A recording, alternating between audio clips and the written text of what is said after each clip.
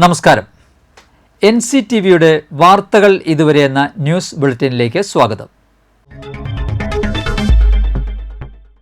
ഇന്നത്തെ പ്രധാന വാർത്താ സംഭവങ്ങൾ നോക്കാം. വെള്ളിക്കുളങ്ങര നായാട്ടുകുണ്ടിൽ വീടുകൾക്കരികെ പുലിയെ കണ്ടതായി നാട്ടുകാർ. നായാട്ടുകുണ്ട് പൂവക്കാട്ടിൽ അസീസിന്റെ വീടിന് പുറകിലുള്ള കോഴിക്കൂടിന് സമീപത്താണ് വെള്ളിയാഴ്ച പുലർച്ചെ 2 മണിയോടെ പുലിയെ കണ്ടത്.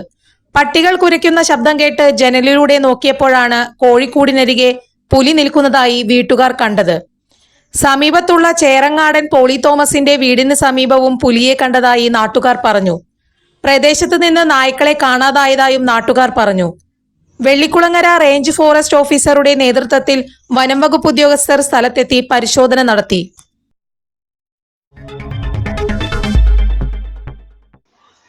യുവാവിനെ വീട്ടിൽ കയറി ആക്രമിച്ച കേസിലെ പ്രതി അറസ്റ്റിൽ. ഞെരുവശ്ശേരി പാലശ്ശേരി സ്വദേശി കുപ്ലിക്കാട്ട് വീട്ടിൽ 24 വയസ്സുള്ള ആഷിഖിനെയാണ് ചേർപ്പ് പോലീസ് അറസ്റ്റ് ചെയ്തത്. ഈ മാസം 6-നായിരുന്നു സംഭവം. ചേർപ്പ് പൂച്ചിനിപ്പാടം സ്വദേശി വരാപ്പുഴ വിഷ്ണുവിന്റെ വീട്ടിലേക്ക് അതിക്രമിച്ചു കയറി വീട്ടിലുണ്ടായിരുന്ന വെട്ടുകത്തി ഉപയോഗിച്ച് വിഷ്ണുവിനെ ആക്രമിച്ച് പരിക്കേൽപ്പിച്ചുവെന്നാണ് കേസ്. പ്രതിയായ ആഷിഖും മധു എന്നയാളും തമ്മിൽ വിഷ്ണുവിന്റെ വീടിന് മുന്നിലുള്ള പണി തീരാത്ത കെട്ടിടത്തിൽ വെച്ച് വാക്ക് തർക്കമുണ്ടായിരുന്നു.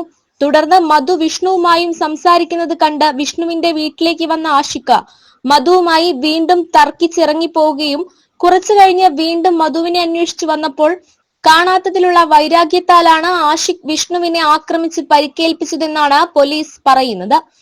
ആഷിഖ് നെടുപുഴ പോലീസ് സ്റ്റേഷനിൽ മയക്കുമരുന്ന് ഉപയോഗിച്ചതിനുള്ള ഒരു കേസിലും തൃശൂർ ഈസ്റ്റ് പോലീസ് സ്റ്റേഷനിൽ ഒരു അടിപിടി കേസിലും പ്രതിയാണ്. Cherpu police station sub inspector Pradeepa, SPOമാരായ ആരിഫ്, അനീഷ്, CPOമാരായ രഞ്ജിത്ത്, അജിത് കുമാർ എന്നിവരാണ് പ്രതിയെ അറസ്റ്റ് ചെയ്തത്. സംഘത്തിലുണ്ടായിരുന്നത് നടപടിക്രമങ്ങൾക്ക് ശേഷം കോടതിയിൽ ഹാജരാക്കിയ ആഷിഖിനെ റിമാൻഡ് ചെയ്തു.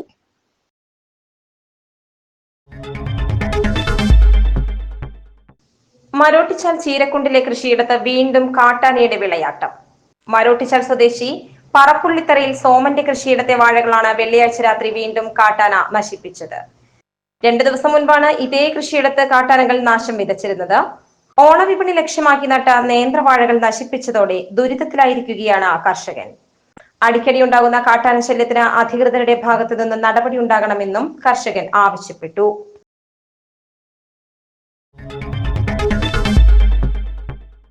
കീം വിഷയത്തിൽ സർക്കാരിന് തെറ്റുപറ്റിയിട്ടില്ലെന്ന് ഉന്നത വിദ്യാഭ്യാസ വകുപ്പ് മന്ത്രി ആർ ബിന്ദു.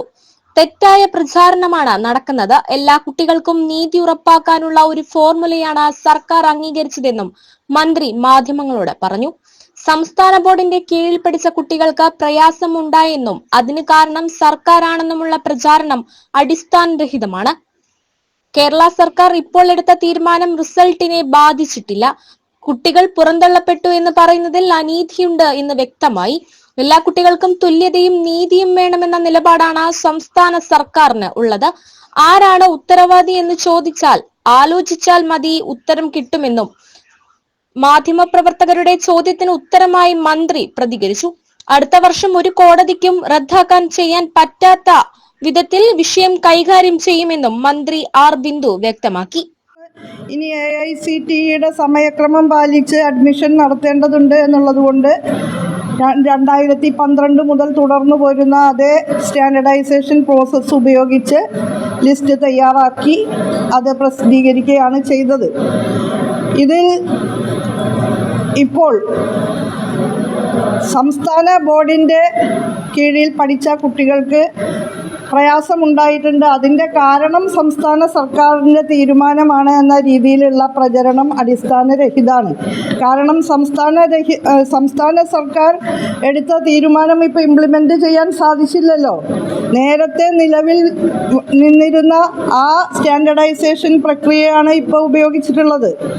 സംസ്ഥാന ഗവൺമെൻറ് ഇപ്പോൾ ക്യാബിനറ്റ് കൂടി ആ തീരുമാനം എടുത്തിരുന്നില്ലെങ്കിൽ ആ ഫോർമുല തന്നെയാണല്ലോ അപ്ലിക്കബിൾ ആവുക. അപ്പോൾ അതുകൊണ്ട് കേരള ഗവൺമെൻറ് ഇപ്പോൾ എടുത്ത ഒരു തീരുമാനം കീം റിസൾട്ടിനെ ഇപ്പോൾ ബാധിച്ചിട്ടേ ഇല്ല. കാരണം അത് നൾ ആൻഡ് വോയിഡായ പോലെ ആയല്ലോ.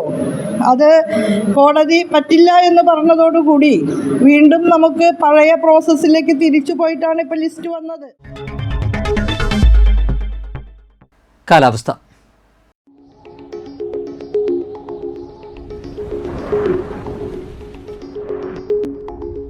കൂടിയ താപനില 28 ഡിഗ്രി സെൽഷ്യസ്, കുറഞ്ഞ താപനില 24 ഡിഗ്രി സെൽഷ്യസ്. ഇനി ഇന്നത്തെ സ്വർണ്ണവില. സ്വർണം ഗ്രാമിന് 9,100 രൂപയും പവന് 72,800 രൂപയും രേഖപ്പെടുത്തി. ഇതോടെ വാർത്തകൾ ഇതുവരെ എന്ന ന്യൂസ് ബുള്ളറ്റിൻ സമാപിക്കുന്നു. നന്ദി, നമസ്കാരം.